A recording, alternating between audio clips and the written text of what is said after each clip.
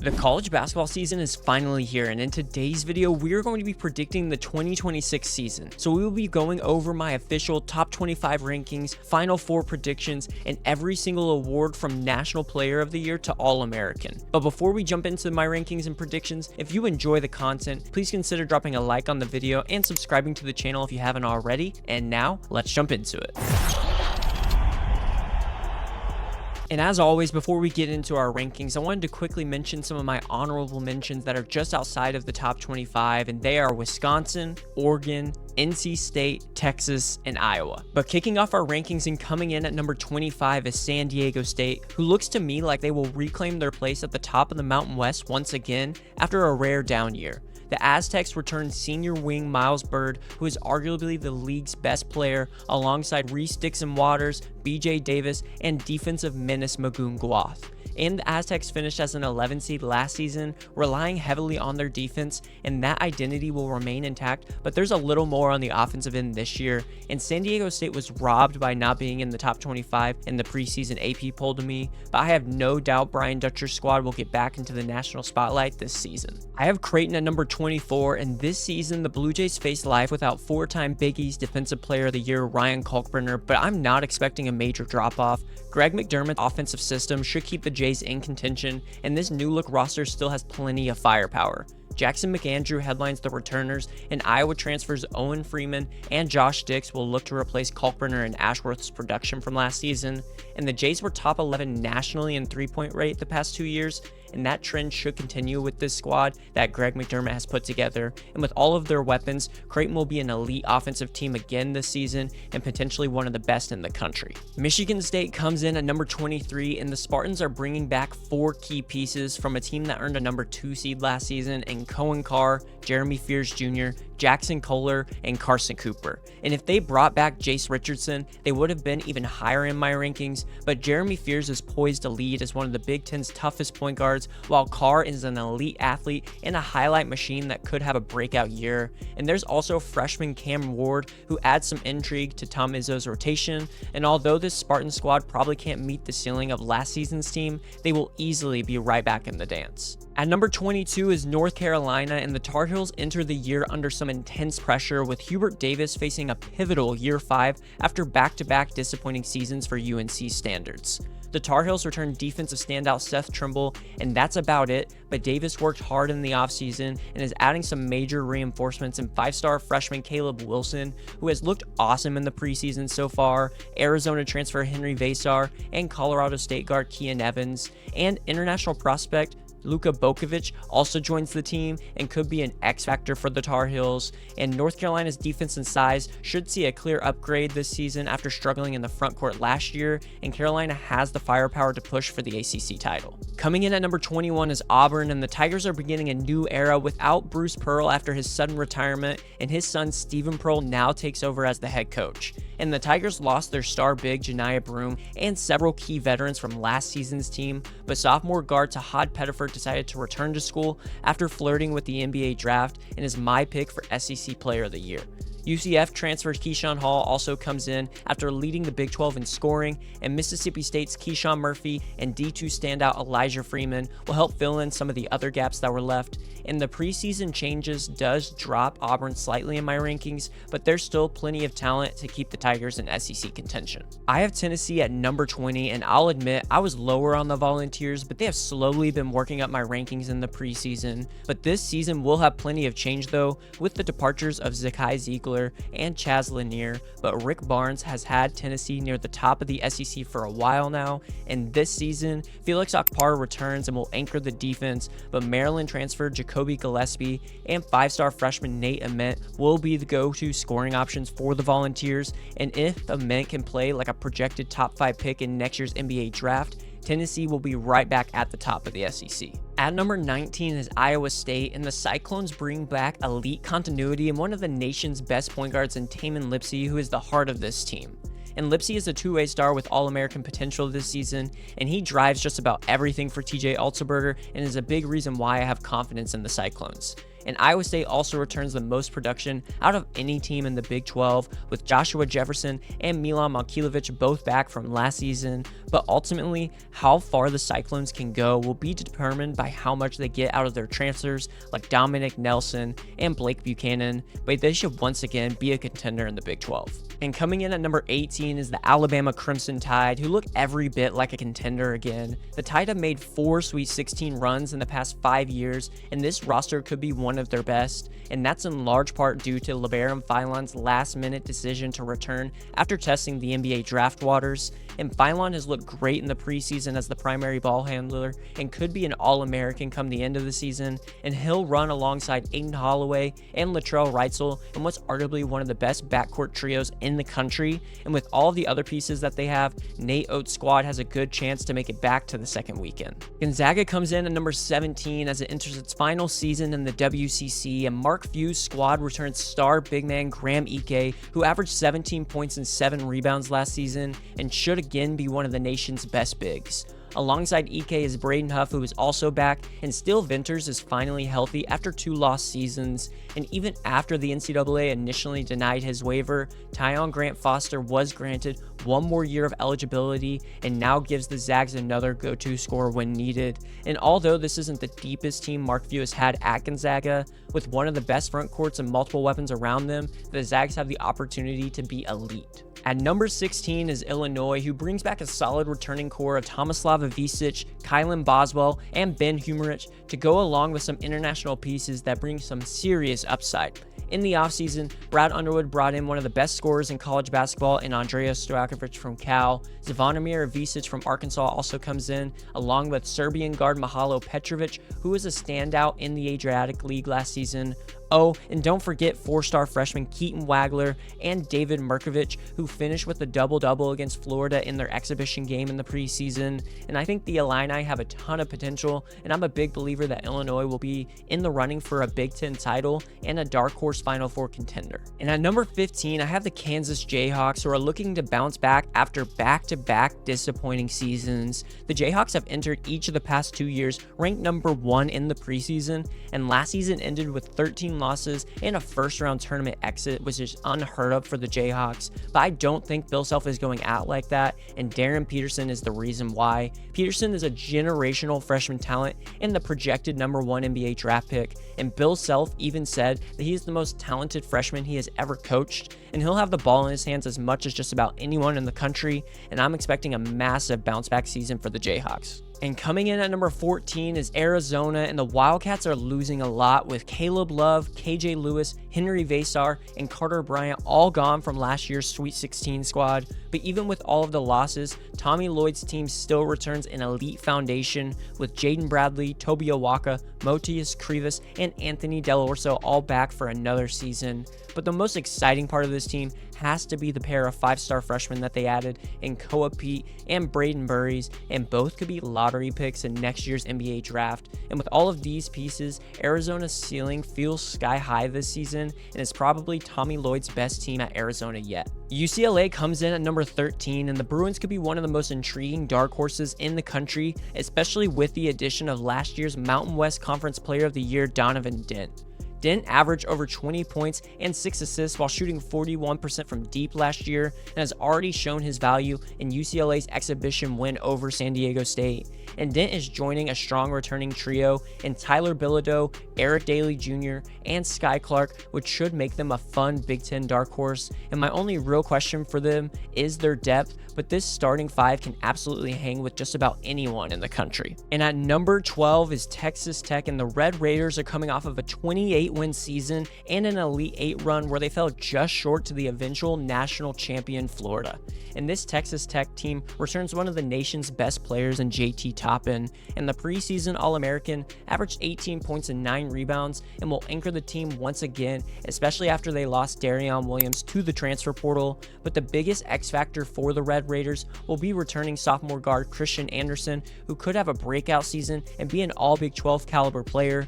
transfers Donovan Atwell, Lawan Watts, and Luke Bemboy will round out the starting lineup, and I expect a top 10 to top 15 finish and another run to the second weekend in March for the Red Raiders. At number 11 is Louisville, who has completed one of the quickest turnarounds in college basketball history. Just 2 years removed from the rock bottom of the ACC, Pat Kelsey has transformed an 8-win team into a 27-8 tournament squad last season, and this year's group looks to be even better. 5-star freshman point guard Mikal Brown Jr. headlines the roster and will have the ball in his hands a lot, and he is surrounded by Xavier transfer Ryan Conwell and Virginia transfer Isaac McNeely, who will add elite shooting from deep. And if Brown plays like the freshman phenom he was over the summer, Louisville could win the ACC and make it deep into March. And coming in at number 10 is Arkansas, and the Razorbacks look primed for a major leap in John Calipari's second year. And Arkansas returns one of the SEC's best cores with DJ Wagner, Carter Knox, Trevin Brazile, and Billy Richmond all back for another year in Fayetteville. But so far in the preseason, it's been the freshmen who have caught my eyes. Darius Acuff has been an elite playmaker for the Razorbacks, and his ability to get downhill has impressed me a lot. And Malik Thomas has been the Hogs' best scorer in their 2 exhibition games, averaging over 20 points across the 2. And with what they have shown so far, Arkansas deserves to be ranked as a top 10 team in the country. Michigan comes in at number 9 and looks like one of college basketball's fastest rising powers under Dusty May. After a 19-win improvement in year 1, the Wolverines are back with even more expectations for year 2.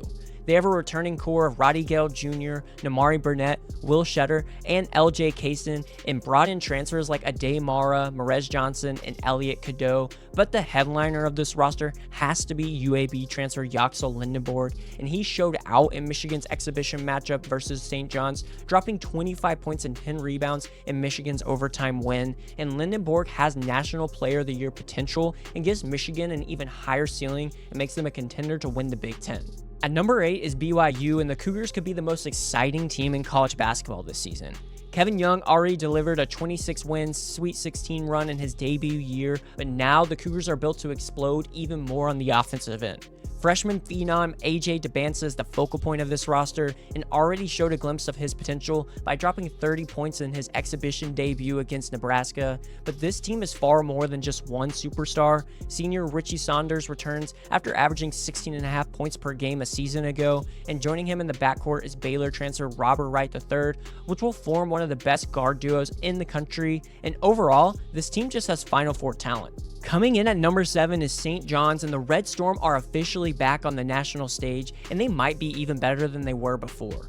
Coming off of a 31-5 season, Rick Pitino's squad enters with its highest preseason AP ranking in program history at number 5, and they deserve it. The Red Storm returned the preseason Big East Player of the Year Zuby Ejiofor, who is a dominant defender and led the nation in offensive rebounding, and around him, Pitino rebuilt through the portal, adding Bryce Hopkins, Ian Jackson, and a lot more, and this group is loaded with potential.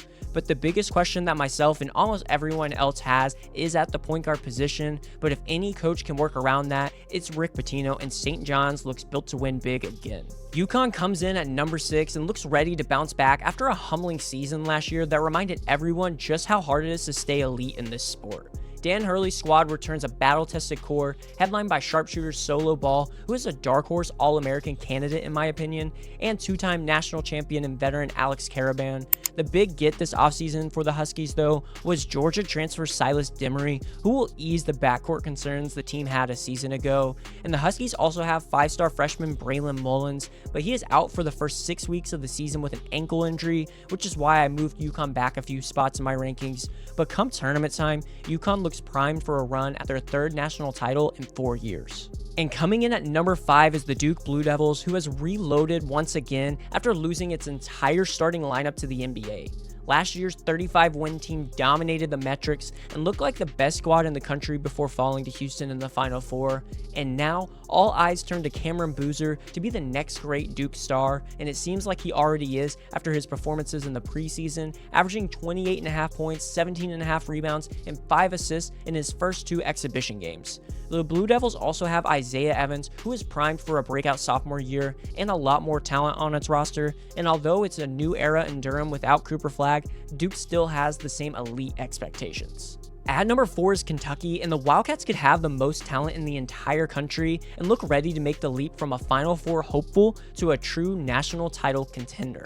Mark Pope's first year in Lexington was a statement, but year 2 could be even more special, and preseason SEC Player of the Year Otega Owe leads the charge as one of college basketball's elite two-way forces, and Pope brought in a ton around him with transfers like Jalan Lowe, Mohamed Diabate, Denzel Aberdeen, and Jaden Quaintance, along with some elite freshmen in Jasper Johnson and Malachi Moreno. And Kentucky put everyone on notice when they beat Purdue in their exhibition matchup and should be one of the best teams in the country when fully healthy. The Houston Cougars come in at number 3 and will look to redeem themselves this season after that heartbreaking national title loss to Florida last year.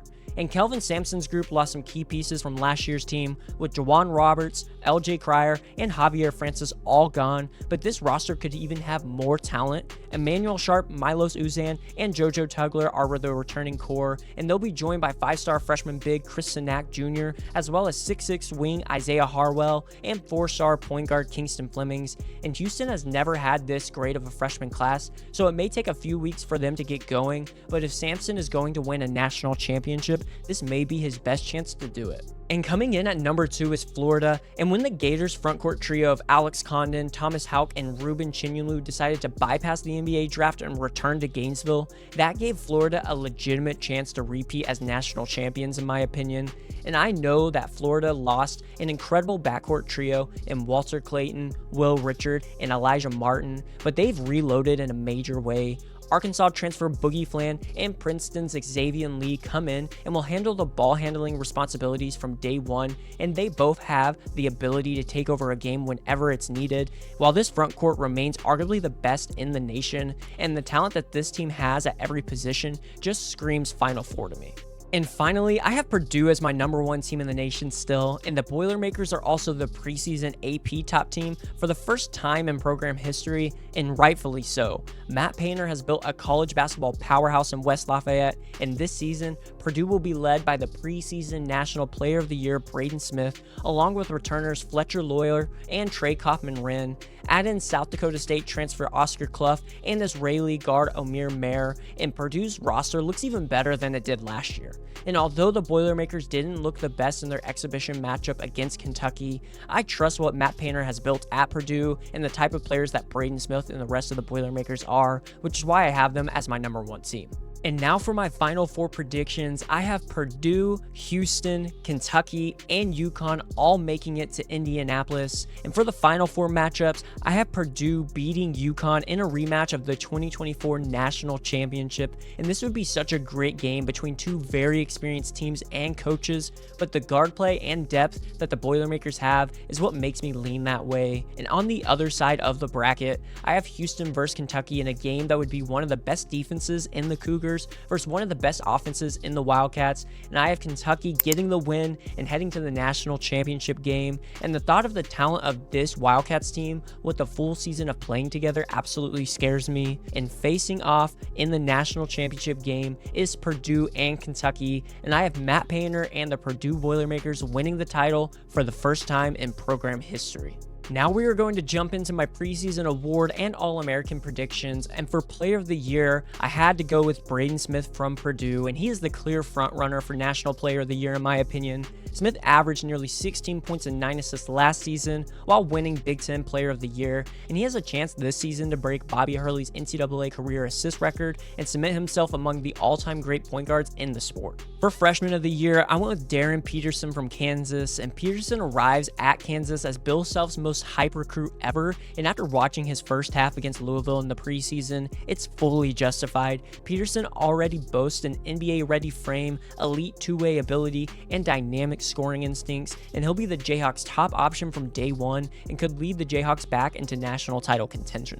And for Transfer of the Year, I went with Yaxel Lindenborg from Michigan, and Lindenborg joins Michigan as a stat-stuffing force ready to take the Big Ten by storm, and at UAB, he led Division I with 26 double-doubles and already showed he's capable of doing that at the next level in Michigan's win over St. John's in the preseason, and now he's the centerpiece for a team with Final Four ambitions. For Defensive Player of the Year, I went with JoJo Tugler from Houston, and Tugler returns to Houston as the Big 12's reigning Defensive Player of the Year, and Tugler is a defensive nightmare for opponents and has the ability to guard all 5 positions when needed. His defensive rating leads all players entering this upcoming season, and he'll lead yet another elite Kelvin Sampson defense. And for Coach of the Year, I have Mark Pope from Kentucky, and Mark Pope quickly revived Kentucky basketball after John Calipari left, and he led the Wildcats to a Sweet 16 run in his debut season last year, and year 2 could be even more special. And with Otega Owe, Jalan Lowe, and a 10 to 12 deep rotation,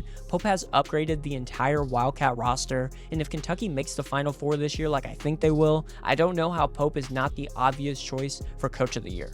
And now for my All-Americans. On my first team, I have Braden Smith from Purdue, Darren Peterson from Kansas, AJ Dybantsa from BYU, Cameron Boozer from Duke, and JT Topham from Texas Tech. For second team All-Americans, I have Donovan Dent from UCLA, Bennett Sturts from Iowa, Otega Owe from Kentucky, Yaxel Lindenborg from Michigan, and Trey Kaufman-Wren from Purdue. And for third team All-Americans, I have Tahad Pettiford from Auburn, LeBaron Philon from Alabama, Darion Williams from NC State, Zuby Ejiofor from St. John's, and Graham Ike from Gonzaga. And lastly, for the all-freshman team, I had to go with the big 3 of Darren Peterson, AJ Dybantsa, and Cameron Boozer, but I also have Mikel Brown Jr. from Louisville and Caleb Wilson from North Carolina. But that wraps it up for today's video. Let me know in the comments down below what your thoughts are on all of my college basketball rankings and predictions for the 2026 season. Also, if you enjoyed the content, don't forget to drop a like on the video and subscribe to the channel. And with the season finally here, make sure and stay tuned for more college basketball content. Thank you so much for watching, and I'll see you in the next one.